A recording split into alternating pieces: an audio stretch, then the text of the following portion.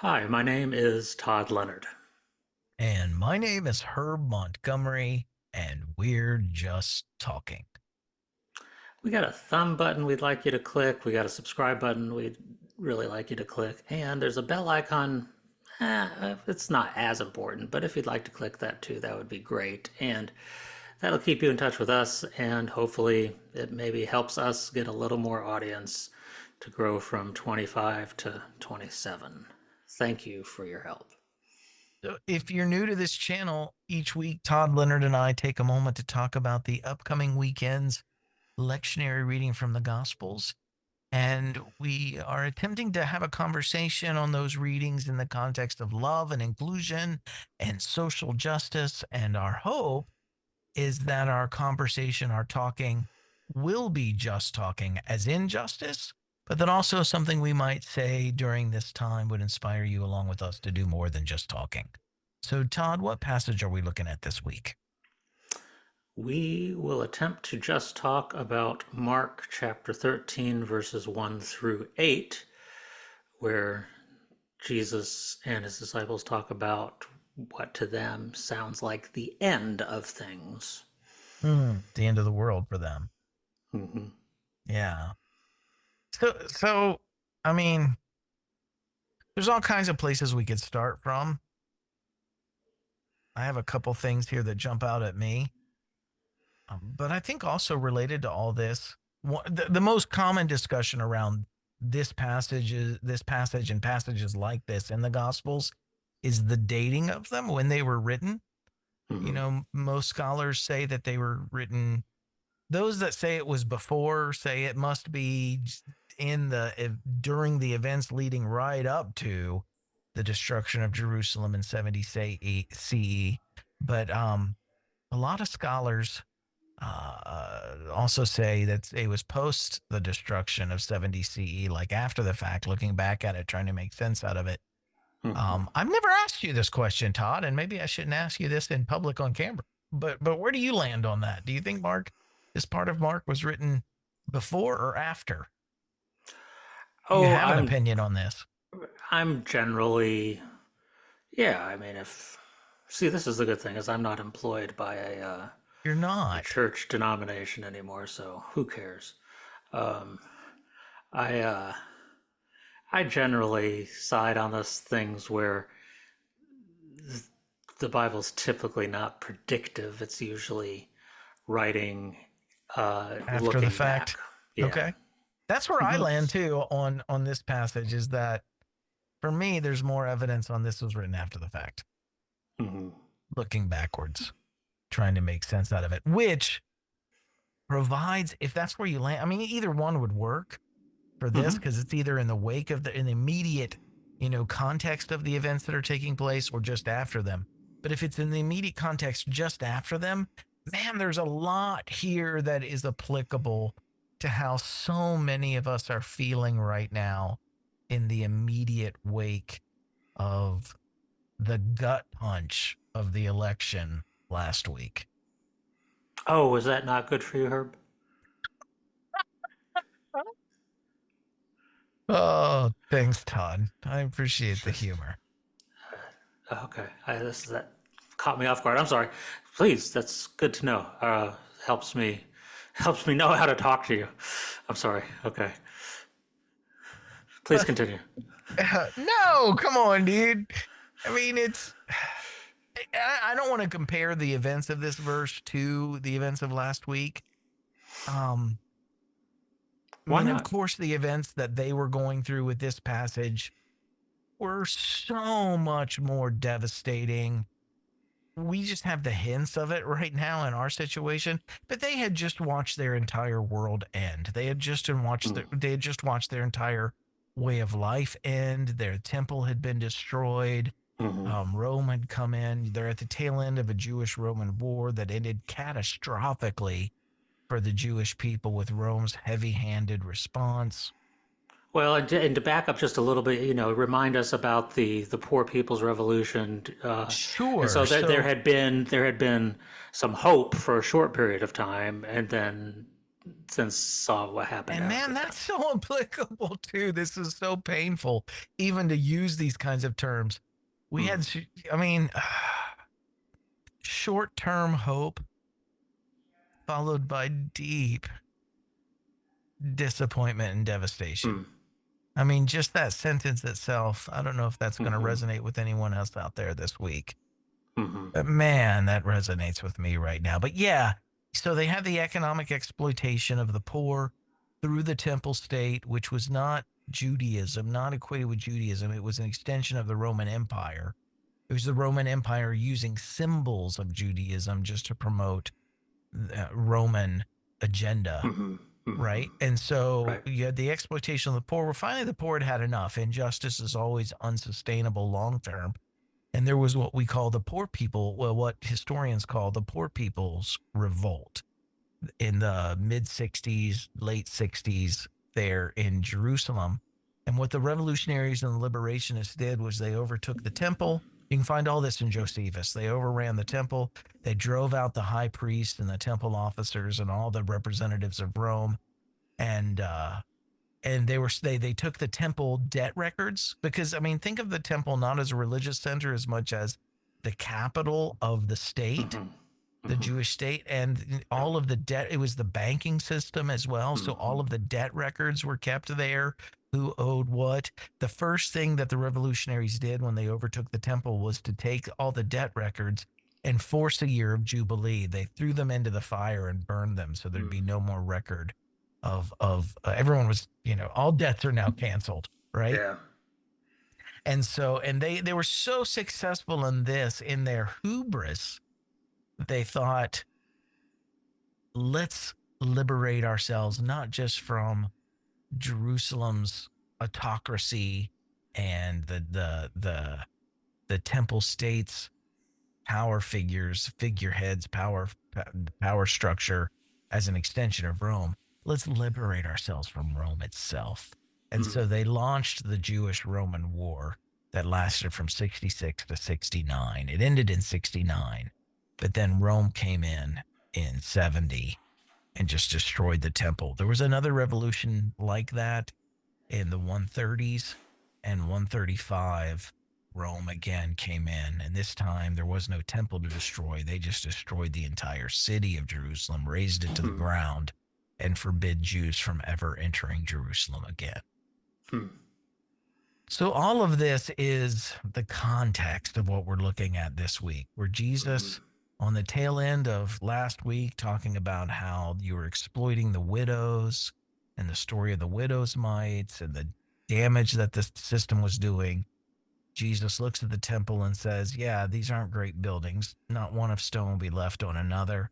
And if you believe that it was written beforehand, then this is a prophetic occurrence, or a prophetic statement. If you believe it was written after the fact, then they're trying to look back at Jesus's teachings and make sense out of the destruction they've just gone through. mm, Um, but but again, Jesus tells them that all these things are going to happen, and he uses language like the Hebrew prophets do of old. He just mm-hmm, hyperbolic language. The earth will be mm-hmm. shaken, wars and rumors of wars.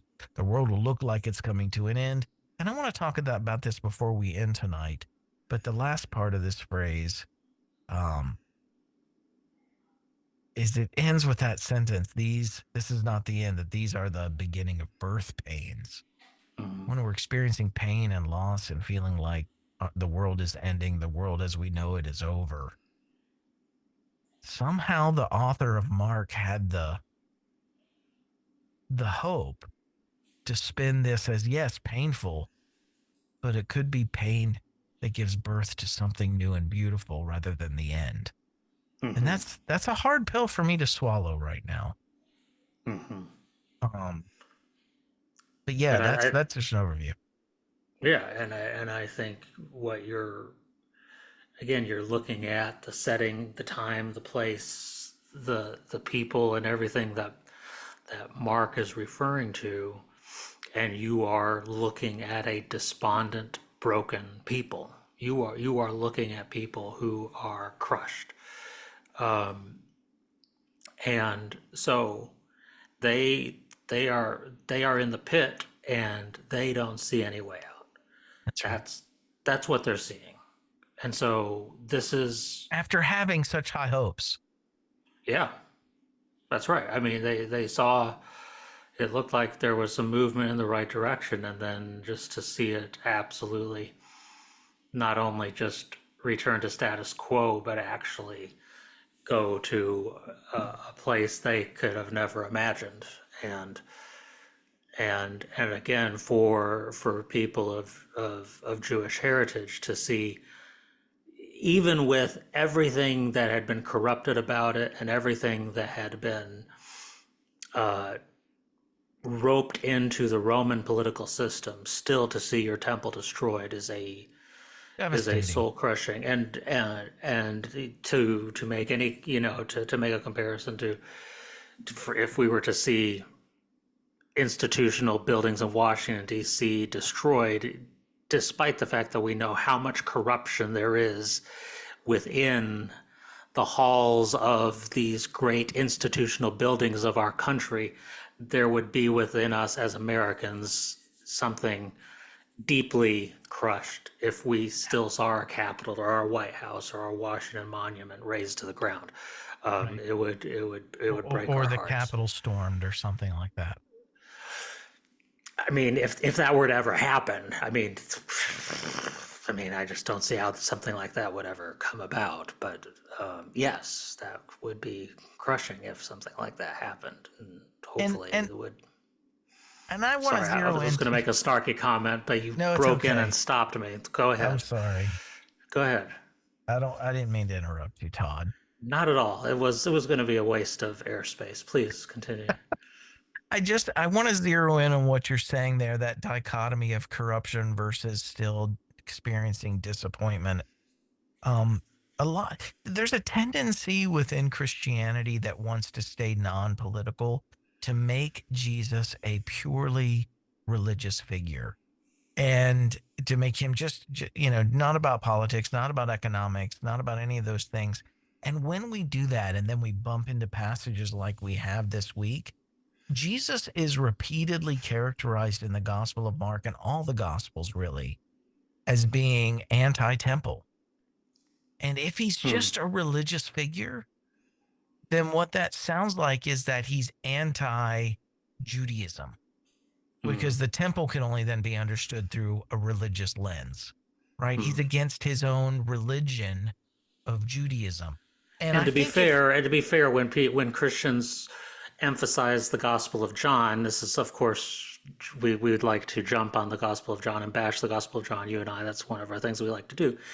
Jesus really even leans the Jesus of John really leans into being anti-temple and actually referring to himself as the temple in the Gospel of John and things like that. And so there's you many Christians seem to, it is easy, and John especially reinforces this, but they pull from other places, and this is one of them where they can, without a good reading of it, uh, bring Jesus as anti-temple, anti-temple as a place of worship, anti-Jewish religion, yes, anti-Judaism.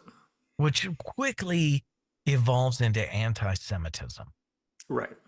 And that's where the destruction from that was has been born in Christian history.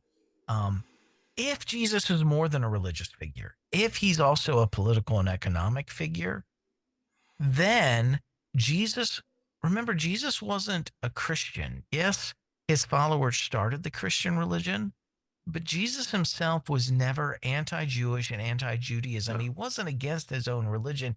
He was leading a Jewish renewal movement that called people away from the Roman arm of the temple state. It had become just a puppet of the Roman Empire, right? And that's what he's critiquing, is the Roman, the way the Roman Empire is using the temple, i.e., the capital, i.e., the temple state.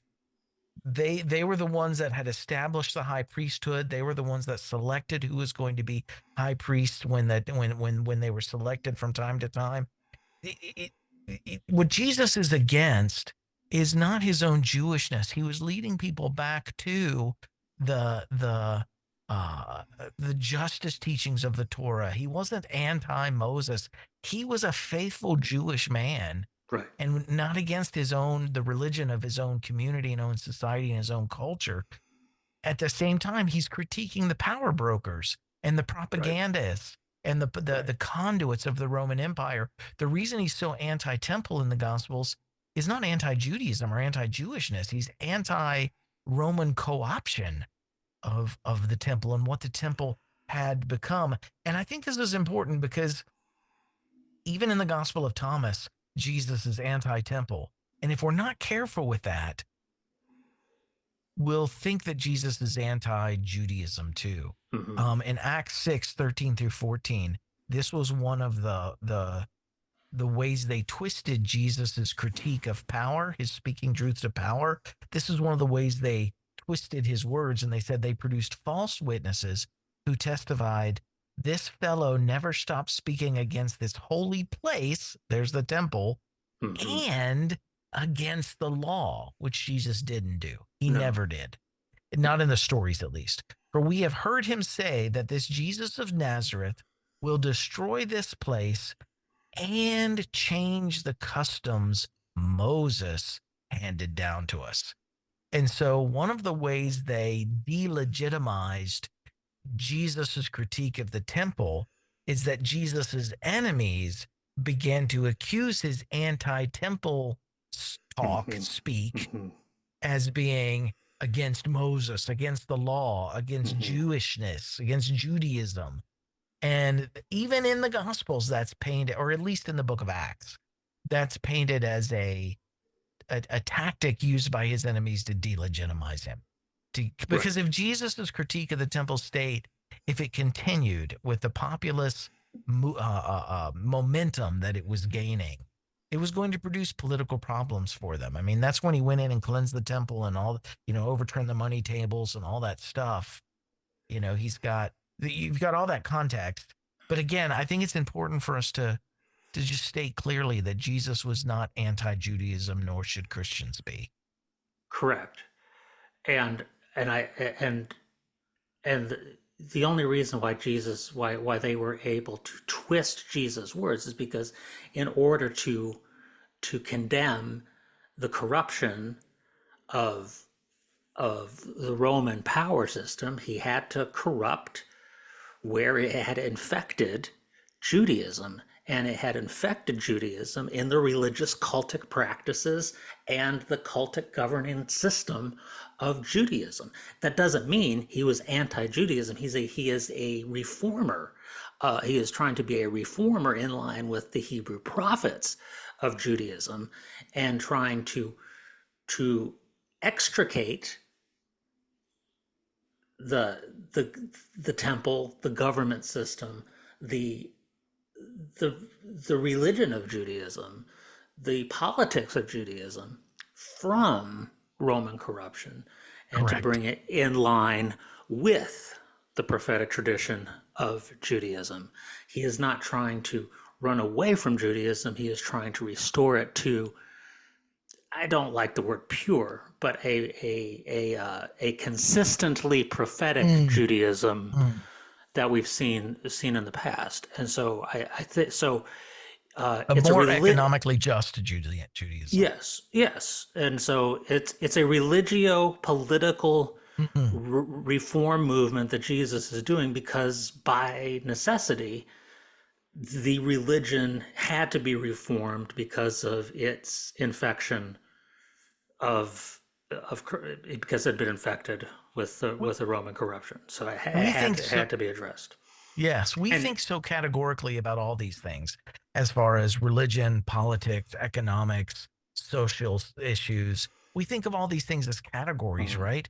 But for Judaism and during this time in that society, there was no separation of church and state. It was all mixed in together, so that if you're critiquing the state, you could very easily say, no, you're critiquing the religion as Hmm. well, right? Right. It would be very similar today if someone was against the corruption taking place in Congress and they were always bad mouthing Congress. For Hmm. someone then to turn around and accuse them of being anti-American, or like a few years ago within the NFL when Colin Kaepernick was taking the Hmm. knee, right, to Right. protest police brutality and racial biases in law Hmm. enforcement. That's what he's protesting, is Correct. injustice, but yet he was labeled as being un-American or Right. unpatriotic. It's Right. the same tactic to try to That's right. delegitimize someone. That's right. Yeah, we when we have protest movements, reform movements, um, and when we have political movements that challenge people who wave the flag but persecute people, it gets co-opted, or Money. not just wave the flag but raise the cross. Yeah. It gets twisted. And so, yeah, so you're saying, oh, because you're attacking this individual or this party, well, that means you're also attacking America because they wave the flag all the time, and you're attacking Jesus because they raise the cross all the time. And that's not, um, that's no, we're not anti America, and we're not anti Christianity. We are attempting to challenge and reform the systems that have been corrupted by empire, that are harming people, and that are, like you brought up earlier, that are not economically just, and are not bringing equity into the system. Yeah, it's like that meme going around right now on social media. It's not anti-Christian, it's against Christian nationalism. Right. It's not anti-white people, it's No. anti-white supremacy.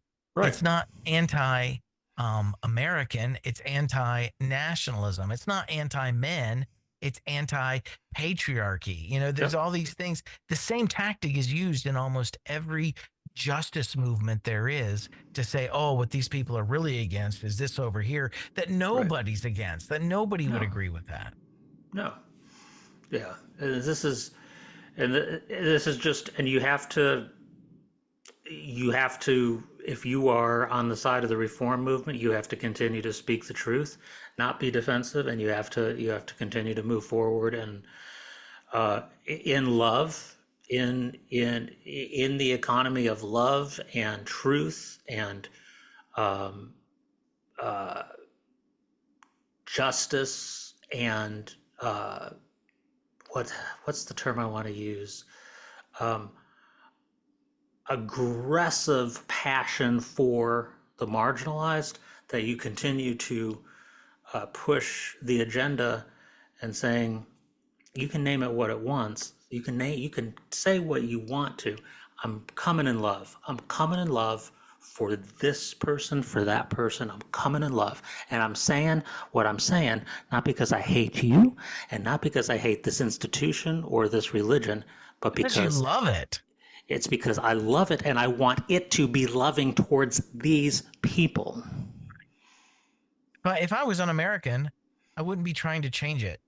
It's my love for America that I want justice to Right. finally reign in America. Right. Yeah. Deeply disappointed at times. So what gives me hope is not the hyperbolic language.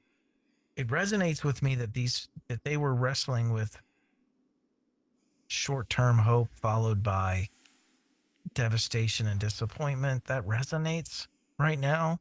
But what really speaks to me is this audacity that the Gospel of Mark has at the end of this section, to call all of this pain and all of this suffering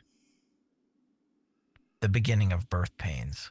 Hmm. And I don't, I want to be clear that our present challenges now, as of last week, they're going to be significant over the next 4 years. Mm-hmm. And I don't want to gloss over those with rose-colored glasses, Mm-hmm. but we have an opportunity to meet those significant challenges with extraordinary creative resistance.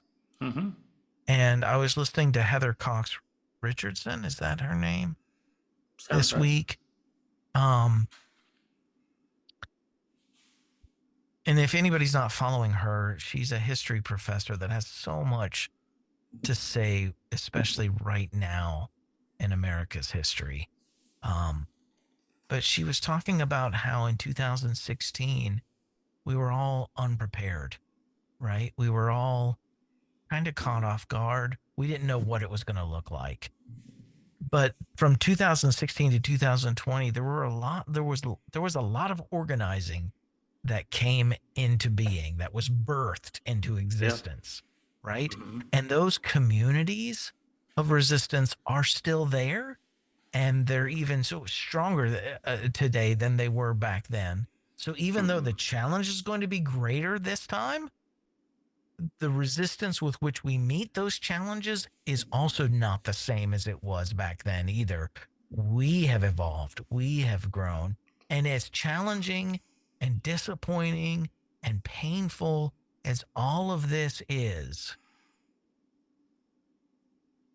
we need to lean into community. We're not alone. We still have each other. Those Mm-hmm. communities of resistance are still there, and we're not impotent. We still have the ability to resist and to act and to do and to make choices. And that just how 2016 to 2020 in the resistance of that um, birthed realities that are in existence today. This is another opportunity that, if by our choices, and she didn't use this language, I'm comparing this language to our passage this week. Who knows what these 4 years are also going to give birth to? That it will be painful. I don't want to negate that. Childbirth is painful, right? But what are we giving birth to through this pain? It's not going Mm-hmm. to last forever. And I know life's going to change and things are going to be very different, and we're already talking about some significant world upheaval actions taking place in the first few months of that administration. But uh, Mm-hmm. but uh, but again, the beginning of birth pains that gives me hope, and it's not just a blind hope. It's hope based on our actions. Like, it's hope based on our choices that we can choose to respond to this in such a way where not that administration, but our actions in response to that administration can give birth to something beautiful in amidst all that pain. Mm-hmm. Mm-hmm. And I want to add my hopes is that the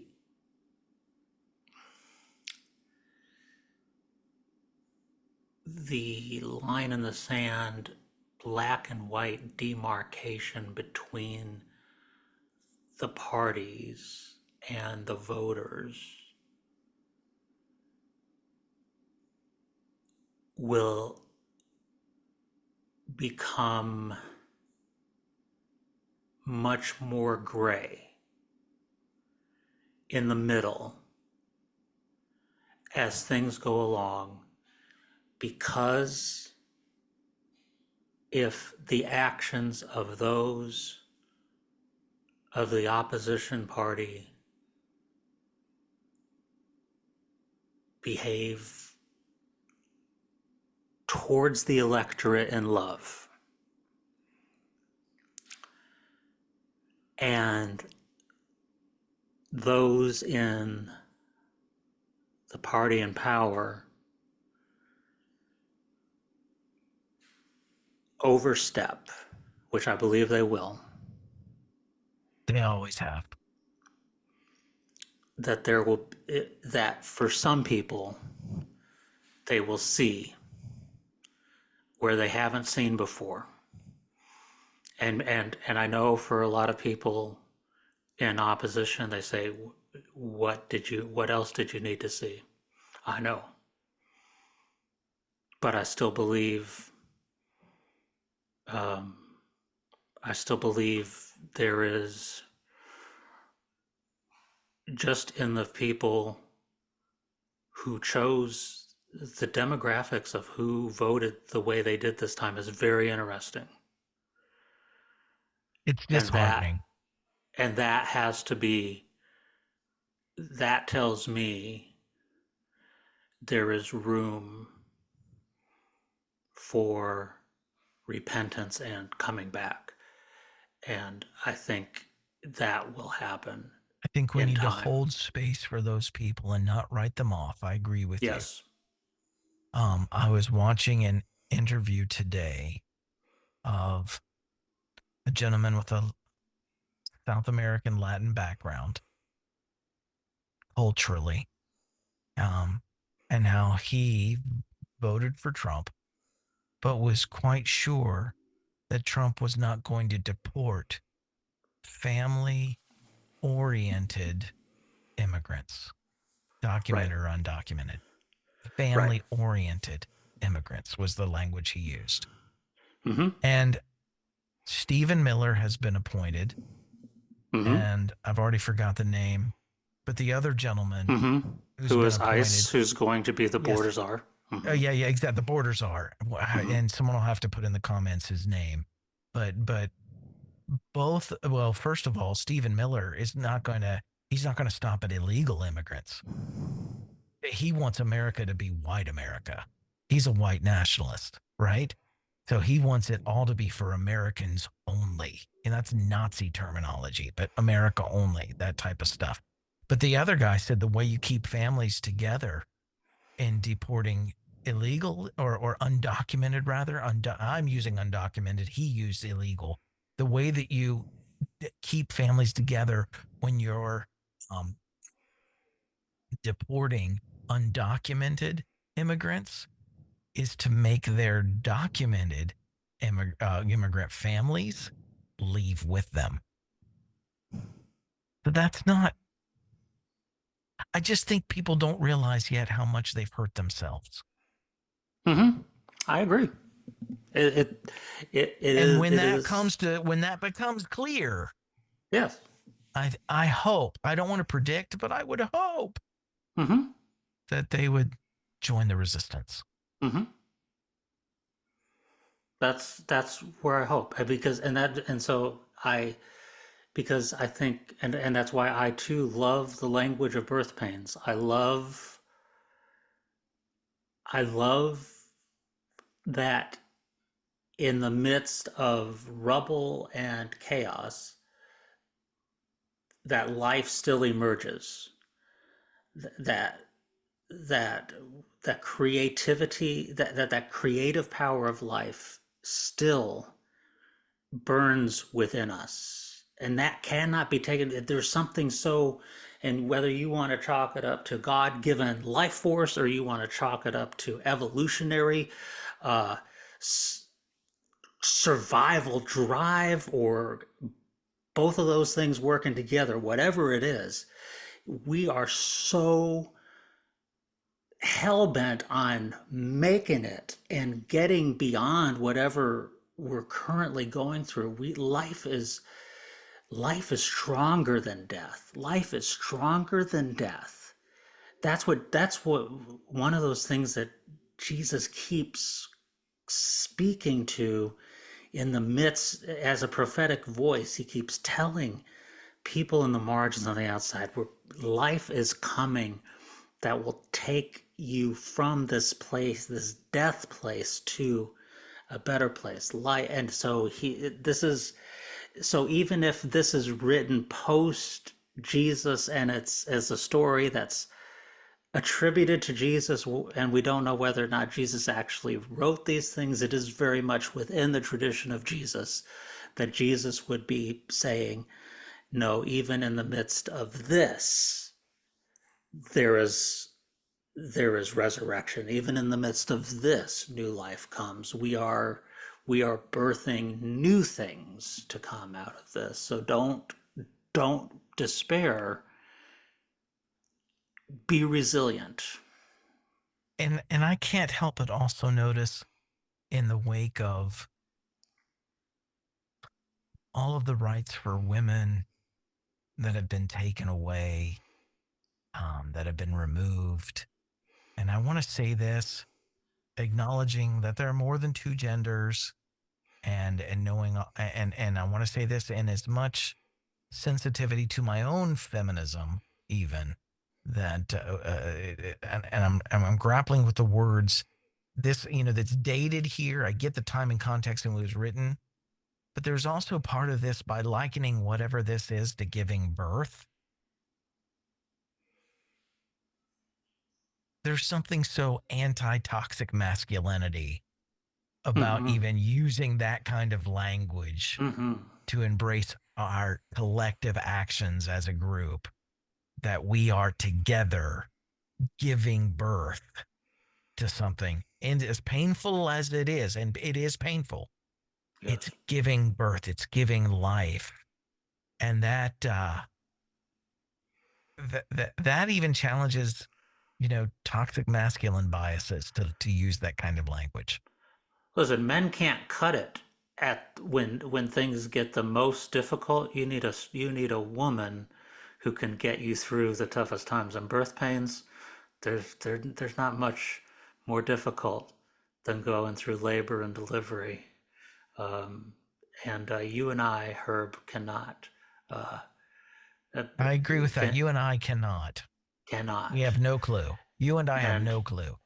and Jesus went to divine feminine creative power when he talked about coming out of the most difficult moments of life. And you're right, that's beautiful. It's powerful. Well, anything else this week, Todd? Oh, I could keep going on this for a long time. There's so much here, but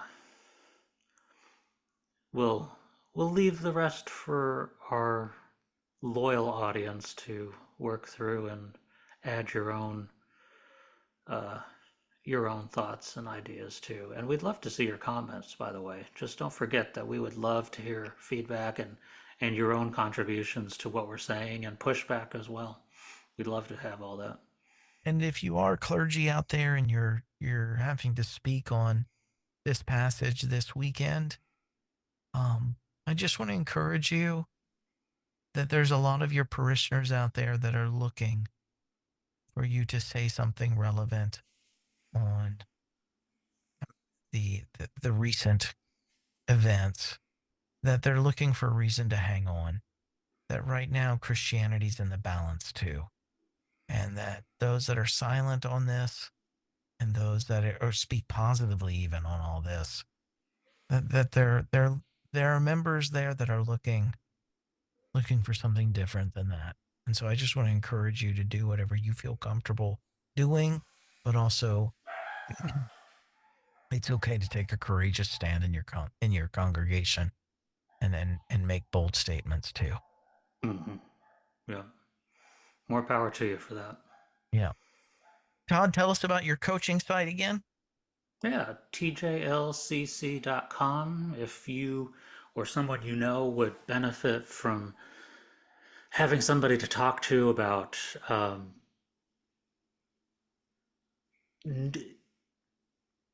seeing themselves transitioning in their spiritual journey to a new place, or are trying to work through spiritual or religious trauma, or if you are one of those clergy people and you find yourself saying, "Oh, what I thought being a pastor was going to be, boy, that sure wasn't the case," and I'm trying to figure out now what is a pastor supposed to be, and you'd like to just really kind of have somebody sojourn with you on that. I'd love to be there with you for that. So reach out if I can help with that, or let your friends and loved ones know.